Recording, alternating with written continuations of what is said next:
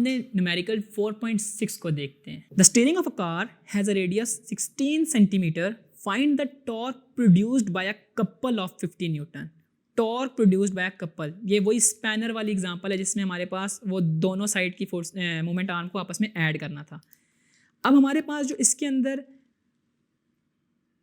Radius है वो है 16 सेंटीमीटर और जो फोर्स है वो है 50 न्यूटन। आपने निकालना है टॉर्क ऑफ द कपल। देखें, आपको ये बात याद होनी चाहिए कि जो हमारे पास मोमेंट आर्म थी वो 2 दफ़ा रेडियस को ऐड करने से आई थी, या हम इस तरह भी लिख सकते हैं कि जो मोमेंट आर्म है वो 2 इंटू आर होता है। तो अगर मैं 2 इंटू 16 कर दूं तो ये इक्वल होगा 32 सेंटीमीटर्स के। और टॉर्क का फार्मूला आप सबको पता है कि torque is equal to F cross L.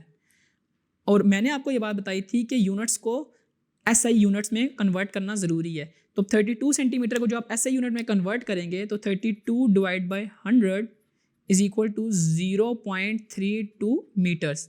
तो आपने इसकी मोमेंट आर्म और फोर्स को आपस में पुट कर देना इस फार्मूले में। 50 मल्टीप्लाई बाय 0.32, जब आप 50 मल्टीप्लाई बाय 0.32 करेंगे तो ये इक्वल टू 16 आ जाएगा। तो यानी कि आपके पास जो torque produced by a couple है वो 16 न्यूटन मीटर होगा। तो इस तरीके से आपने torque produced by a couple निकालना है जिसमें आपने रेडियस को 2 दफ़ा ऐड या 2 से मल्टीप्लाई कर देना है और फिर उसको tau is equal to F cross L वाले फार्मूले में पुट कर देना है।